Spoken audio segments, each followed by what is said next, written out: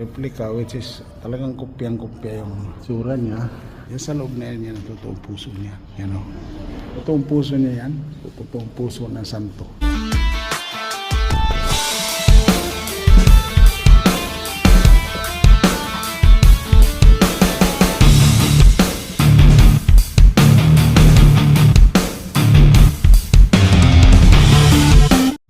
Welcome to St. Joseph Oratory, guys.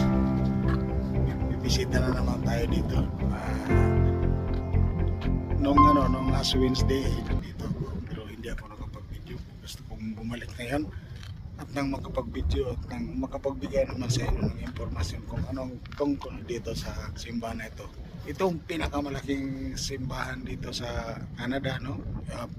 Pilgrim site at sa oratory, no? Pasok tayo. Ito po ay dati maglalakad ka lang gamit ang hagdan na yun, hindi makikita dahil may snow. Yan yung hulog, yung pathway na yan hanggang doon, naakit ka doon.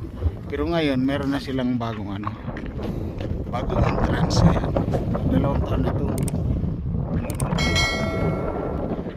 Pagkaganda yan, yung naka-strip na yan na parang made out of glass. Ayan na po, ayan o. Singing bell, no? Bell yan, tapos nagkakakumakanta na gumagawa ng music sa napakarami ng bell dyan sa pasok tayo. Oratory entrance.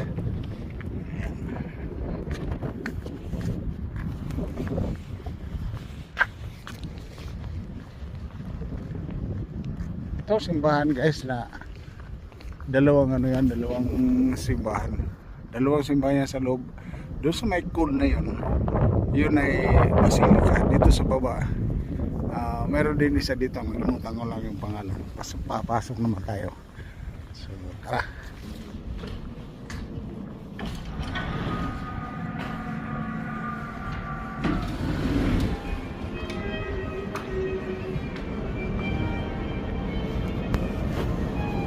Meron siyang dalawang escalator at saka meron siyang elevator para sa mga disabled. Yun yung lugar kung saan mayroong mga wheelchair. Pero dito tayo dadaan sa escalator kasi bagamat masakit ang paa natin maglakad, kaya pa naman natin maglakad. Napakataas niya, guys. Ito yung simbahan na parang mall. Sobrang laki nito.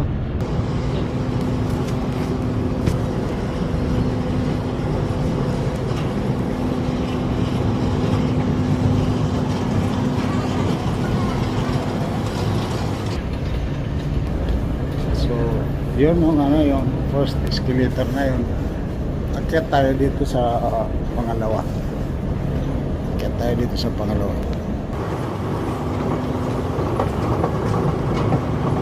Pangalawang escalator na ganoon din kataas. Kung susumahin ito, nasa na tayo, nasa 4th floor pagka lumapag tayo dito sa pangalawa, yung 4th floor ito. Kalay sa pinakababang baba. Ayan.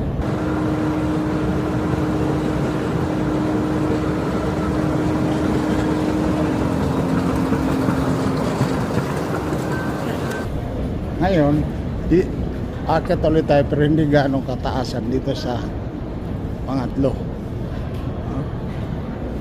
escalator ay pag landing doon nasa na yan, pang 5th floor meron na yan, andyan na simbahan.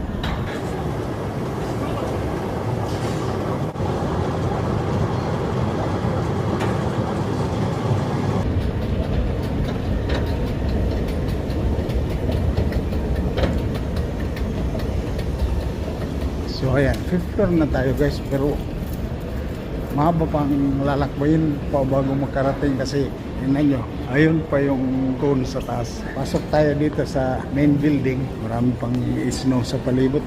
Yan ay solid rock na yun, solid na bato yung bundok. Dito itinayo ni Father Andre yung simbahan, which is siyang founder nito, at saka ngayon ay santo na siya. So makikita natin dito mamaya kung kailan siya ng Catholic Church na santo,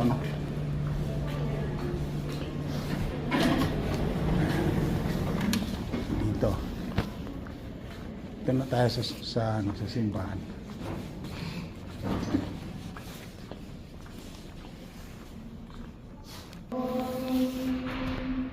Praise to you, Lord, King of eternal glory.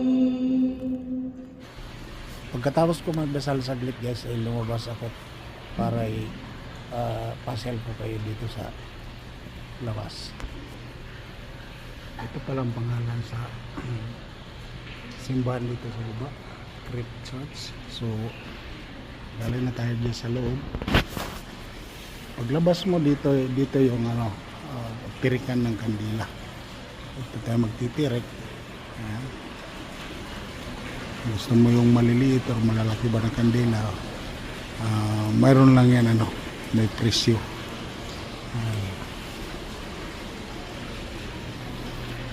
Ito naman yung pinaniniwalaan na noong panahon, hindi lang pinaniniwalaan na totoong nangyari. Itong mga baston na ito yung mga baston ng mga gumaling sa panahon pa ni Father Andre. So ayan, yung kandila na ganyan, mataas na bote, so hindi yan mauubos ng mga 3 araw siguro, kahit 4 na araw hindi mamamatay yan. So ang presyo niya is $8, no? Uhulog ka lang dyan. Kung wala ka namang cash, pwede kang bumili dito through card, tatap mo lang yung card mo. So tagot siya yung malalaki, yung maliliit, tagdos. Hindi mo na kailangan magdala ng kandila dito. Ayan. Ngayon pupunta tayo doon sa isang simbahan sa taas. Yun ang Basilica. Yun ang Basilica. Madilim lang dito guys, kasi ganun talagang ilaw dito. Hindi pwede yung kasi ito ay isang sagrado na place. Bagamat nagbibideo din tayo dahil baka bigay lang naman ng impormasyon sa inyo, hindi naman bawal dito. So akyat tayo ng elevator yan, punta sa taas sa pangalawang sa Basilica. Ayan, 6th floor papuntang Basilica. So ayan, ayan,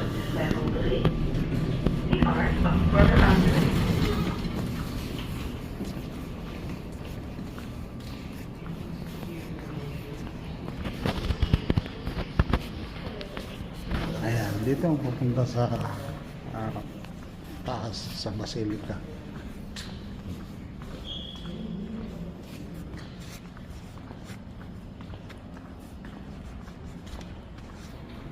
So nandito na tayo sa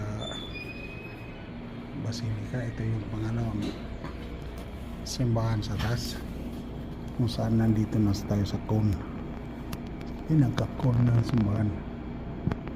Ayan sa taas yung cone. Pag linggo, every other hour dito ang misa. Sunod-sunod doon sa baba, tapos pagkatapos doon dito ulit. Wala kang hindi ka pwedeng malate.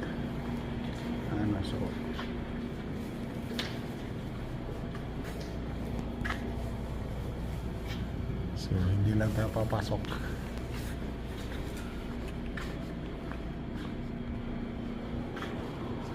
Galing sa Basilica guys, balik tayo sa baba.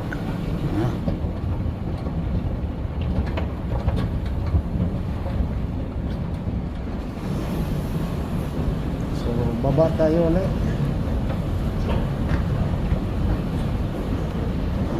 Dito sa 6th floor. Ito yung terrace o parang view deck. So punta tayo sa labas para makita natin kung ano yung pwedeng makita sa labas. Imagine guys, nandito pa lang tayo sa 6th floor.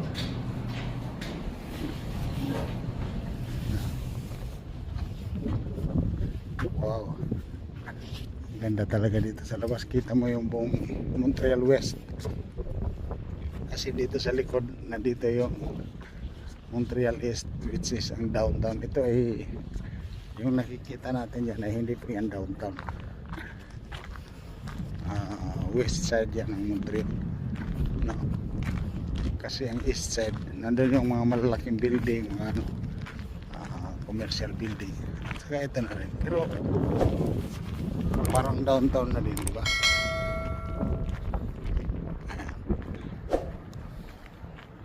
So, yan yung sa inyong bell tower. Ang dami ng bell dyan, maliliit, malalaki. During 6 o'clock tumutugtog yan siya. Yung mga bell sound no, na nag-create ng music. So ayan. So ayan yung makikita mo dito sa ano niya, sa terrace o yung parang sa terrace nga makulit. Ayan, doon tayo nakaparking.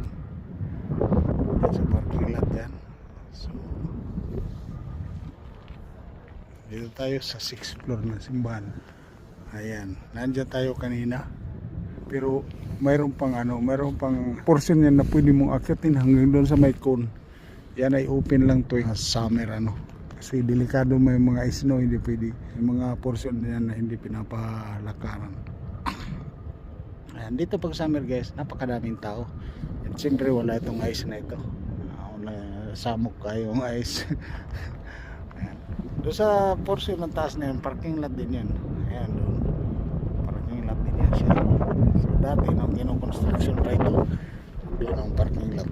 Balik tayo sa loob, puntahan natin yung exhibit sa life ni Father Andre, which is nandoon mismo yung replica, yung real life replica niya, at saka yung totoong heart niya. Inarbest yung heart na namatay siya para ilagag doon bilang museum at saka tanda sa lugar kung saan niya nilagak yung inilaan yung buong yung buhay para sa mga tao, para sa mga mahirap at sa mga community, no? At saka ngayon nga naging santo na siya. So balik tayo sa loob. So yan, noong October 17, 2010, idineklara siyang santo ni Pope Benedict XVI, no, si Father Andre. So officially saint na siya. So nang idineklara siya ng santo, ganyan kasaya mga tao dito sa Montreal, dito sa lugar na kung saan itinayo niya ang lugar na ito, kung saan nandun tayo. So yan, sa crowd na yan, napakadaming Pilipino dyan guys, kasi kung saan may simbahan, nandun ang maraming Pilipino. Ayan. So May 23, 1982, on June 20, 1982, na beatified si Brother Andre. So, kumbaga ng ganyang record para sa maproklama bilang santo. So kung saan ipinoklama nga siya noong 2010. So dito sinasabi, during the lifetime of many people consider Brother Andre to be saint. After his death, the diocesan tribunal began to study Brother Andre's cause. After meticulously compiled document were sent to Rome. So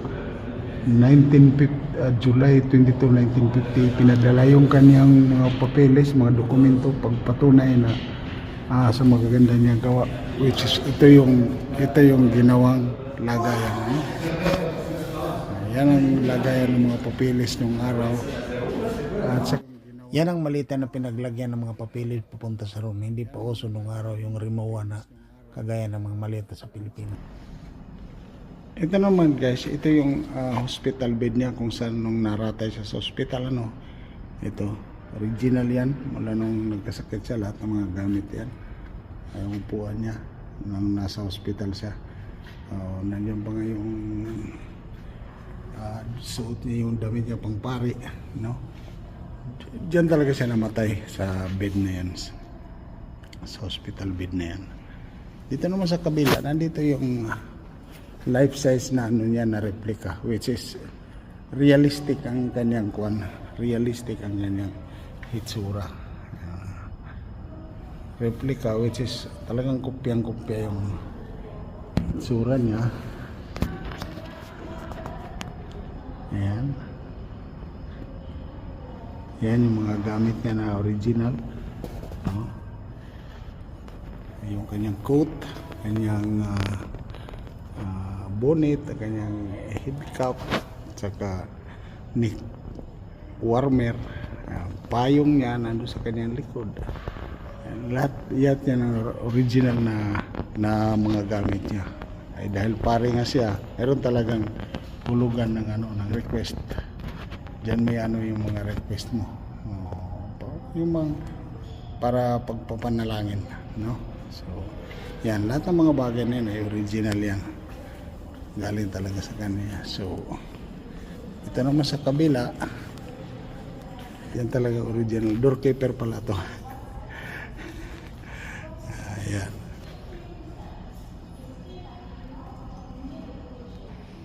Pero ang pinaka-famous sa lahat guys dito ay ito. Ayan. Basahin natin.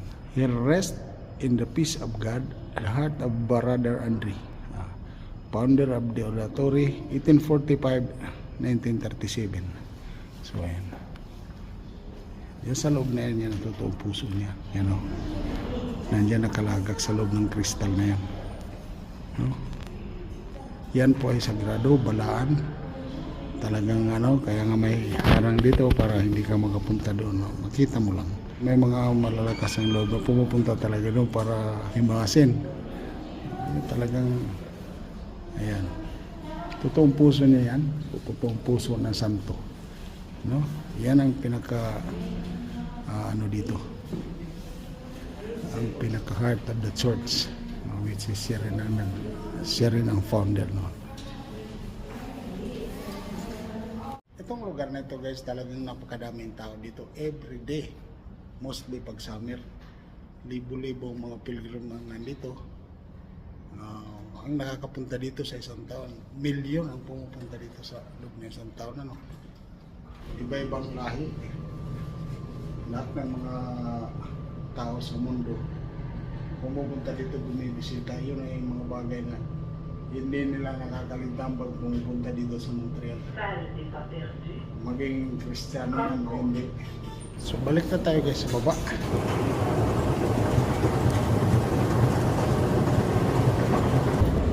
So nandito yung mga bilihan ng mga souvenir, no?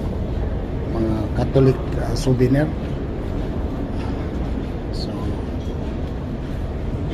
ayan. Napakalaking boutique gift shop ito guys. Lahat nandito. Gusto mo bumili ng Bible or everything sa simbahan, mga child book, ang pakarami. Ayan.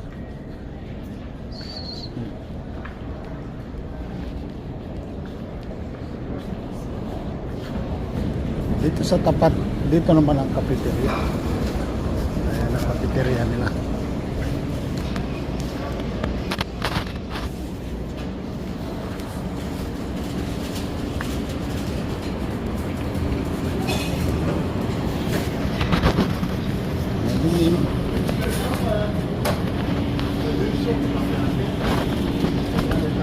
Ayan mga pagkain. Maraming pagkain dito guys. Kaliwat kanan, marami kang pwedeng mainom dyan, marami kang mapagpipilian. So kape, o gusto mo ng dessert, cake, salad, pero siyempre western food, walang rice dyan. Kaya ang sa atin soup lang. So ito yung bibilhin natin. So ito yung nagustuhan ko lang, mixed beans salad. At ito ay lahat beans, sari-saring beans salad niya. So yun ang parang lang natin, alternative sa kanin.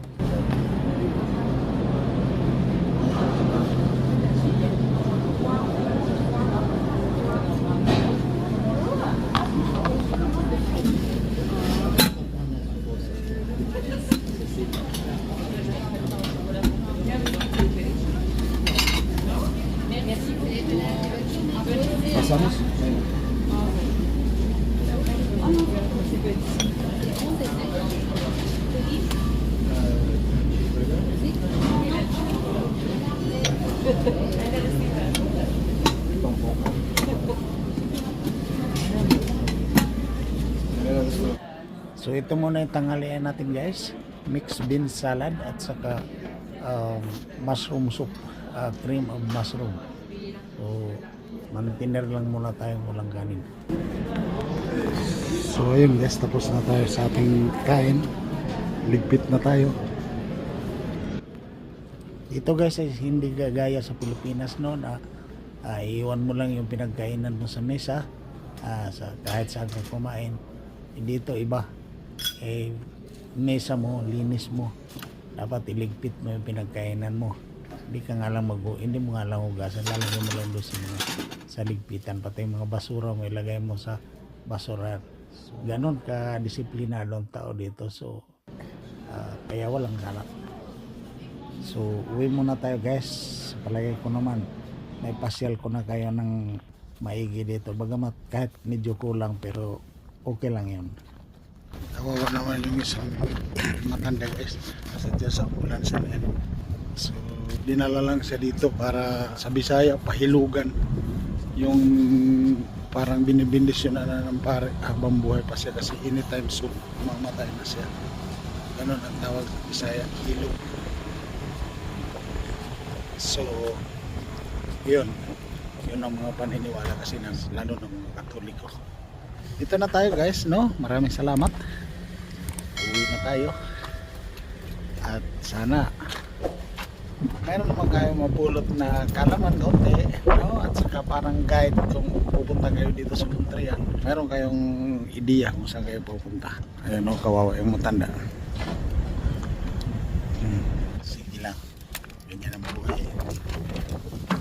Naunahan lang. Tanda naman na.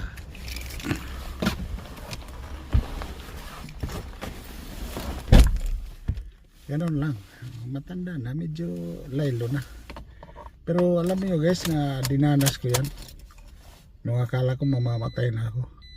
May pinsan ng biyanan ko na pari, pinatawag ko doon sa bahay. Hindi na ako makalakan, hindi na ako makatayo, hindi na ako makakuan. Totally bedridden ako. Siyempre naman, yun ang paniniwala namin. So nag-prepare lang ako.